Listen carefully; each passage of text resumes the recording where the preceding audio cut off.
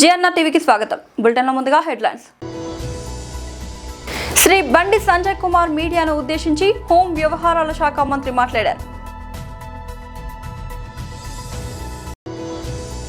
వంగవీటి నరేంద్ర నాయకత్వంలో కాపు నాయకులు ఈ రోజు గుంటూరులోని అంబటి రాంబాబు కుటుంబాన్ని పరామర్శించారు. తెలంగాణ ప్రజలు మమ్మల్ని ఆశీర్వదించారు. జాతీయ మీడియాతో కల్వకుంట్ల కవిత. శ్రీ బండి సంజయ్ కుమార్ మీడియాను ఉద్దేశించి హోం వ్యవహారాల శాఖ మంత్రి మాట్లాడారు. వాలంటీర్స్ సందర్భంగా బీఆర్ఎస్ కాంగ్రెస్ పార్టీకి శుభాకాంక్షలు. వాళ్ళ ప్రేమ, వాళ్ళ అక్రమ బంధం నిండు నూరేళ్ళు ప్రజల చీత్కారాలతో, ప్రజల చీవాట్లతో ఇదే విధంగా కొనసాగాలని చెప్పి కోరుకుంటున్నాను.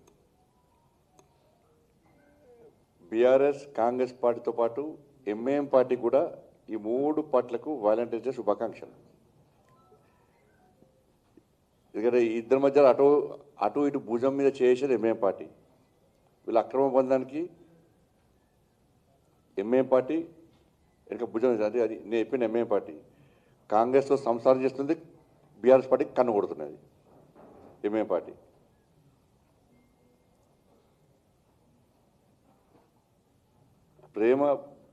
ప్రేమ బంధం అంటే దానికి ఒక మంచి ఆలోచన, ఒక అర్థం ఉంటుంది దానికి. కానీ అక్రమ బంధం అనేది ఎప్పుడు ఉండదు, మధ్యలో నాశనం అయిపోతుంది. అది ప్రేమ బంధానికి అక్రమ బంధానికి తేడా తెలుసుకోవాలి మనం. కాబట్టి వీళ్ళ ముగ్గురిది అక్రమ బంధం.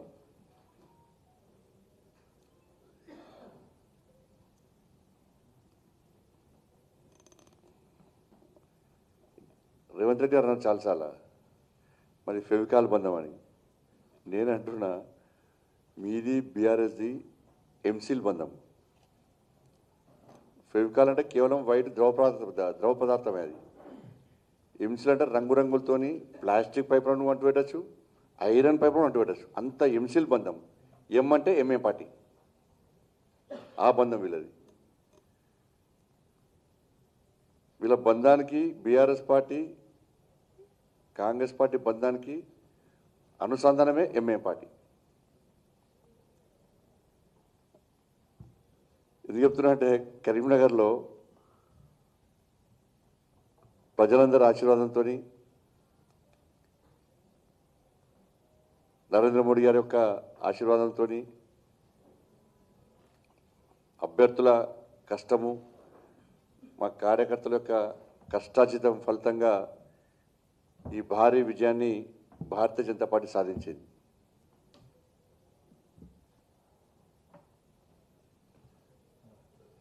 ఈ సందర్భంగా మమ్మల్ని ఆశీర్వదించినటువంటి కరీంనగర్ కార్పొరేషన్ ప్రజలకు, ప్రత్యక్షంగా పరోక్షంగా సహకరించినటువంటి అందరికి కూడా హృదయపూర్వక ధన్యవాదాలు తెలియజేస్తూ, కష్టపడి పనిచేసిన కార్యకర్తలకు, గెలిచిన అభ్యర్థులందరూ కూడా మరొక్కసారి హృదయపూర్వక శుభాకాంక్షలు తెలియజేస్తా ఉన్నాను, అభినందన తెలియజేస్తా ఉన్నాను. మేము కరీంనగర్లో ఒక లక్ష్యాన్ని ఎంచుకొని వంగవీటి నరేంద్ర నాయకత్వంలో కాపు నాయకులు ఈ రోజు గుంటూరులోని అంబటి రాంబాబు కుటుంబాన్ని పరామర్శించారు. ఆంధ్ర రాష్ట్రంలోనే కాదు దేశం మొత్తం మీద 100 కోట్ల పైన జనాభా నివ్వెరపోయేటువంటి ఒక అబద్ధాన్ని గత కొన్ని నెలలుగా ఈ ఆంధ్ర రాష్ట్రంలో ఉన్నటువంటి కూటమి ప్రభుత్వం చేస్తున్నటువంటి దుష్ప్రచారం, దానికి అన్ని రకాలుగా గత ప్రభుత్వంలో ఉన్నటువంటి వైఎస్ఆర్ కాంగ్రెస్ పార్టీ మీద వేసినటువంటి బురద, ఆ బురద చల్లినటువంటి దాన్ని పూర్తిగా క్లారిటీ ఇచ్చే విధంగా సిట్ తన రిపోర్ట్ ఇచ్చింది. ఇది డైరెక్ట్ గా సిట్ రిపోర్ట్ ఇవ్వలేదండి. ఎందుకంటే సిట్ ఎప్పుడూ కూడా ప్రభుత్వం యొక్క కనుసన్నల్లోనే ఉంటది కాబట్టి దానిలో గత ప్రభుత్వం వాళ్ళు సిబిఐ వాళ్ళ దర్యాప్తును కూడా దానికి జత చేర్చి ఆ యొక్క రిపోర్ట్ని క్లారిటీ ఇవ్వడం జరిగింది. అంత స్పష్టంగా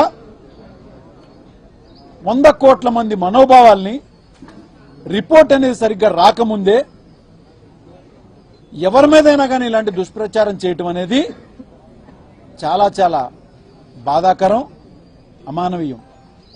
మరి వచ్చిన తర్వాతైనా కానీ దాన్ని సమర్థించుకోవడానికి ప్రస్తుతం తెలుగుదేశం ప్రభుత్వమే కానీ మరి కూటమిలో ఉన్నటువంటి జనసేన ప్రభుత్వమే కానీ ఇక భారతీయ జనతా పార్టీ అయితే ఆంధ్ర రాష్ట్రంలో ఒక విధంగా లేదని చెప్పుకోవాలి. వాళ్ళు తెలుగుదేశం వాళ్ళు చెప్పే స్టేట్మెంట్ దాటి ఒక్క మాట కూడా ముందుకు వెళ్లరు. ఇలాంటి నీచమైన దుష్ప్రచారం చేసింది కాకుండా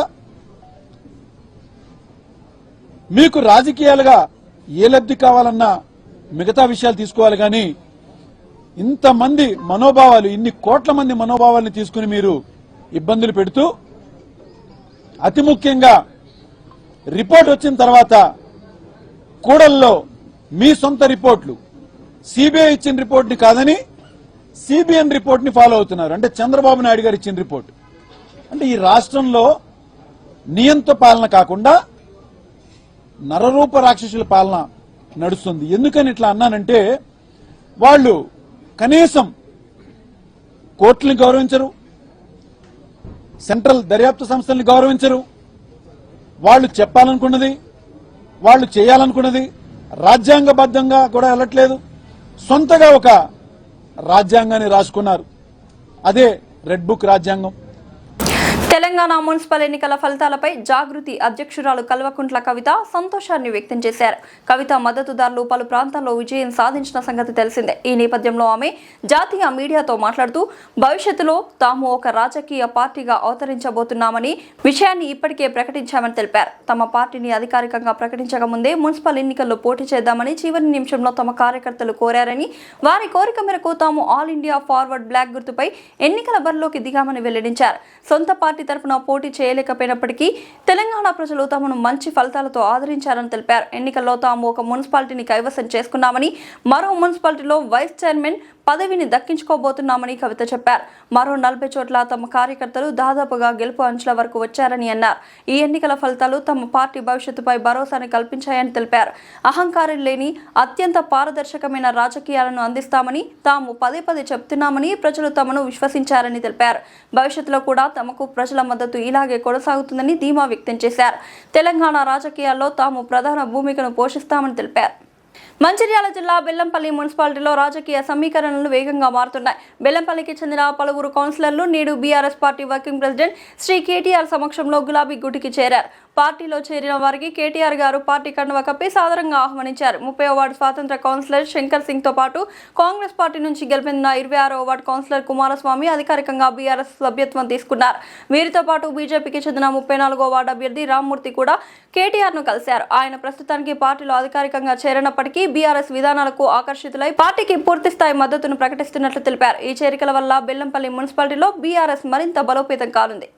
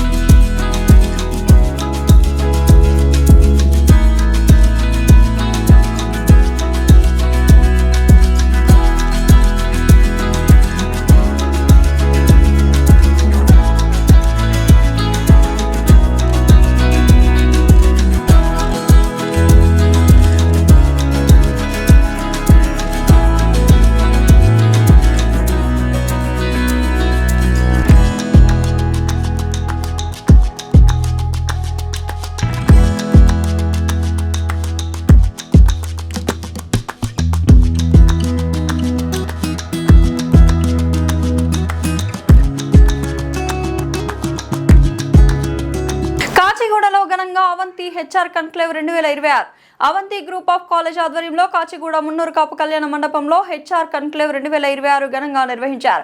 పరిశ్రమలు, విద్యా సంస్థల మధ్య వారధిగా నిలిచిన ఈ వేదికలో ప్రముఖ కంపెనీల హెచ్ఆర్ ప్రతినిధులు, నిపుణులు, విద్యావేత్తలు పాల్గొన్నారు. ముఖ్య అతిథిగా Telangana state council of higher education chairman V Balakishta Reddy హాజరై విద్యార్థులు పరిశ్రమ అవసరాలకు అనుగుణంగా నైపుణ్యాలు పెంపొందించుకోవాలని పిలుపునిచ్చారు. ఇటీవల ప్లేస్మెంట్ పొందిన విద్యార్థులు తమ అనుభవాలు పంచుకోగా నిపుణులు కమ్యూనికేషన్, టెక్నికల్ స్కిల్స్, వ్యక్తిత్వ వికాసంపై కీలక మార్గదర్శకం చేశారు. ప్రిన్సిపల్ అప్పారావు వార్షిక నివేదిక సమర్పించగా ప్లేస్మెంట్స్ విభాగం ప్రతినిధులు గణనీయ నియామకాల నుంచి వెల్లడించారు. సంస్థల అధిపతి శ్రీనివాసరావు హెచ్ఆర్ కన్క్లేవ్ ప్రాముఖ్యతను వివరించారు. విద్యార్థులకు ఉపాధి దిశగా దారి చూపిన శక్తివంతమైన వేదికగా ఈ కన్క్లేవ్ నిలిచింది. ఈ అవంతి గ్రూప్ ఆఫ్ కాలేజెస్ ఒక 9 మంది విద్యార్థులతో స్టార్ట్ అయ్యి ఈ రోజున ఈరోజు 2 రాష్ట్రాల్లో సుమారు ఒక 20,000 మందితోటి విద్యార్థులతోటి నడిపించడం చాలా సంతోషంగా ఉంది. మరి ఈ 34 సంవత్సరాల్లో ఒక 5 లక్షల మంది విద్యార్థులకి చదువు చెప్పే అవకాశాన్ని భగవంతుడు నాకు కల్పించాడు. మరి దీన్ని సహకరించిన తల్లిదండ్రులకి, విద్యార్థులకి, మరి సార్ లాంటి ప్రొఫెసర్స్కి, మరి ముఖ్యంగా అధ్యాపక బృందానికి, మా టీం, అవంతి టీం అందరికీ నేను ధన్యవాదాలు తెలియజేసుకుంటూ రాబోయే రోజుల్లో ఈ అవంతి కళాశాలని ఒక యూనివర్సిటీ స్థాయికి తీసుకెళ్తారని నా వంతు కృషి చేస్తానని తెలియజేసుకుంటూ, అలాగే ముఖ్యంగా నా పర్పస్ ఏంటంటే అఫ్కోర్స్ ఎడ్యుకేషన్ ప్రైవేటైజ్ అయినా కూడా గ్లోబలైజేషన్, లిబరలైజేషన్, ప్రైవేటైజేషన్ వల్ల అప్పటి ప్రధానమంత్రి పివి నరసింహరావు గారి చొరవతోటి, అప్పటి ముఖ్యమంత్రి చంద్రబాబు నాయుడు గారి చొరవతోటి ఎక్కువ ప్రైవేట్ కాలేజెస్ అప్పుడు కంబైన్డ్ స్టేట్లో ఇవ్వడం జరిగింది. తర్వాత రాజశేఖర్ గారు ఫీజు రింబర్స్మెంట్ పెట్టడం, దానితో ఎక్కువ మంది, లక్షలాది మంది విద్యార్థులు, ఈ ముగ్గురు పివి నరసింహరావు గారు, చంద్రబాబు నాయుడు గారు, రాజశేఖర్ గారి వల్ల 2 రాష్ట్రాల్లో తెలుగు విద్యార్థులు లక్షల మంది చదువుకుని దేశ విదేశాల్లో ఐటీ రంగంలో స్థిరపడ్డారు. సో ఇప్పుడు మనకు ముందున్నటువంటి ఛాలెంజెస్ ఏంటంటే, ఒకటేమో మోడీ గారు వికసిత్ భారత్ తోటి పెట్టి ఈ 10 సంవత్సరాల నుంచి 11 సంవత్సరాల నుంచి మరి ఎంప్లాయబిలిటీ స్కిల్స్ ఇంప్రూవ్ చేయాలి అని కేంద్ర ప్రభుత్వం, పక్కనేమో రాష్ట్ర ప్రభుత్వాలు, ఈ 2 కూడా మరి చాలా కృషి చేస్తున్నాయి. ప్రభుత్వంతో పాటు మేము కూడా ఈ ప్రైవేట్ ఇండస్ట్రీస్ని తీసుకొచ్చి ఆ ఇండస్ట్రీ ఎగ్జాక్ట్గా ఏం ఎక్స్పెక్ట్ చేస్తుంది పిల్లల దగ్గర నుంచి, డిగ్రీ పిల్లలు కానీ, బీటెక్ పిల్లలు కానీ, ఎంసీఎంబీఏ వాళ్ళు కానీ, దానికి ఎలాంటి తర్ఫీదు ఇవ్వాలి యూనివర్సిటీ చదువుతో పాటు అనేది మేము ఎవ్రీ ఇయర్ చేయడం జరుగుతుంది. సో దానివల్ల రిజల్ట్ ఆల్వేస్ 80% అబవ్ ఉంటాం, ప్లేస్మెంట్స్ కూడా అబవ్ 80% ఉంటాం. చాలా సంతోషం. ఎందుకంటే ఈరోజు మనం చూస్తున్నాం ఉద్యోగం అనేది ప్రతి ఒక్కరికి కావాలి. కాబట్టి ఆ ఎంప్లాయబిలిటీ స్కిల్స్ ఇంప్రూవ్ చేయడానికి, పిల్లల్లోకి అవేర్నెస్ పెంచడానికి మరి ఈ ఫుల్ డే వర్క్షాప్ ఇవాళ టాప్ కంపెనీస్ అన్ని, ఇన్ఫోసిస్ కానీ, టెక్ మహేంద్ర, విప్రో, మరి హెచ్డిఎఫ్సి బ్యాంకు, టీసీఎస్ అన్ని కంపెనీల నుంచి కూడా ప్రతినిధులు ఈ రోజున రావడం జరిగింది. సో వారి యొక్క అనుభవాలను చెప్తూ ఈ రోజున ప్రస్తుతం ఇండస్ట్రీ ఎక్స్పెక్ట్ చేస్తుంది, రాబోయే 5 yearsలో చేంజెస్ ఏమి ఉంటాయి, దానికి అనుగుణంగా వీళ్ళు ఎలాగా ట్రైన్ అవ్వాలి. ఆ ట్రైన్ అవ్వాలంటే ఫ్యాకల్టీకి అవేర్నెస్ ఉండాలి, ప్రిన్సిపల్స్కి ఉండాలి, స్టూడెంట్స్కి ఉండాలి. సో ఈ రకంగా వాళ్ళని తర్ఫీదిస్తే తప్పనిసరిగా ఎక్కువ మందికి ఉద్యోగ ఉపాధి అవకాశాలు కల్పించాలి. ఏదో మనం చూసాం, ఒక రాష్ట్రమే ఫామ్ అయింది నీళ్లు, నియామకాలు, నదుల కోసం. కాబట్టి ఈ రోజున ఎవ్రీ ఇయర్ హైదరాబాద్ అనేది 5th largest city in India. ఇక్కడ ఒక 4-5 లక్షల మందికి ఉద్యోగ అవకాశాలు కల్పించే అవకాశం ఉంది ఇక్కడ. మరి అన్నీ ప్రభుత్వం చేయాలంటే అవ్వదు. సో ప్రైవేటు సంస్థలు కూడా దీనిలో భాగస్వామ్యం అభివృద్ధిలో తప్పనిసరిగా ఎక్కువ మందికి మన అవంతి కళాశాల నుంచి వెళ్ళే విద్యార్థులందరికీ మ్యాక్సిమం ఎంప్లాయ్మెంట్ కల్పించాలనే దిశగా ఎలాంటి లాభాపేక్ష లేకుండా దీన్ని చేయడం జరుగుతుంది. దానికి మా పెద్దలు బాలకృష్ణారెడ్డి గారు ఆల్మోస్ట్ 1.5 year సార్ వచ్చింది దగ్గర నుంచి. సో వారి లీడర్షిప్లో తెలంగాణ స్టేట్లో మరి వారు ఏ కార్యక్రమం పెట్టినా పిల్లల్ని రావటం, బ్లెస్ చేయటం. వాళ్ళు ఎందుకంటే నల్సార్ యూనివర్సిటీ ప్రొఫెసర్ ఆయన, very Nobel professor, very down to person. ఆయన is highly committed for the development of the state of Telangana and higher education Telangana. Thank you very much sir Balakrishna Reddy గారు. Under hour leadership, under our CM sir leadership, definitely we will rise to your expectations. డెఫినెట్గా మా తరపున కూడా మేము ఏం చేయాలో చేసి ఎక్కువ మంది విద్యార్థులకి ఉపాధి కల్పించడానికి తప్పనిసరిగా కృషి చేస్తాం. దానికి కూడా మాకు సహకరిస్తున్నటువంటి మీడియా మిత్రులకు కూడా ధన్యవాదాలు తెలియజేసుకుంటూ సెలవు తీసుకుంటాం. సో సార్ గుడ్ ఆఫ్టర్నూన్ అండి అందరికీ. ఈరోజు నేను ఈ యొక్క అవంతి గ్రూప్ ఆఫ్ ఇన్స్టిట్యూషన్స్ వాళ్ళు ఈ యొక్క హెచ్ఆర్ కాంక్లేవ్ అని చెప్పి హెచ్ఆర్ కాంక్లేవ్ నిర్వహించడం జరిగింది. వాళ్ళ యొక్క డిగ్రీ మరియు పీజీ స్టూడెంట్స్కు సంబంధించినటువంటి ఈ యొక్క హెచ్ఆర్ కాంక్లేవ్లో ఈరోజు HR leaders like Mahindra company నుంచి, విప్రో నుంచి, ఇలా అన్ని ఫేమస్ కంపెనీ నుంచి హెచ్ఆర్ మేనేజర్స్ని తీసుకొచ్చి ఇక్కడ వాళ్లకు ఎలా హెచ్ఆర్ యొక్క నిటిగిటీస్ ఏంది, హెచ్ఆర్లో నిష్ణాతులు అంటే మనకు జాబులు రావాలంటే ఎలాంటి నైపుణ్యం ఉండాలి, ఎలాంటి డిస్కషన్ హోల్ ఒక రోజు ఈరోజు వాళ్ళ హెచ్ఆర్ లీడర్స్తో వీళ్ళకి ఇంటరాక్షన్ పెట్టించి స్టూడెంట్స్కు జాబ్ వచ్చేటువంటి ప్రాసెస్ ఏమి హర్డిల్స్ ఉన్నాయి, వాళ్ళని ఎలా ఓవర్కమ్ చేయాలి, ఇంకా జాబులు రావాలంటే ఎలాంటి సిలబస్ కావాలి, లేకుంటే ఎలాంటి ఎడ్యుకేషన్ ఇవ్వాలనేటువంటి దాని మీద ఆల్మోస్ట్ మేధో మదనం అనుకోండి ఈరోజు ఒకరోజు.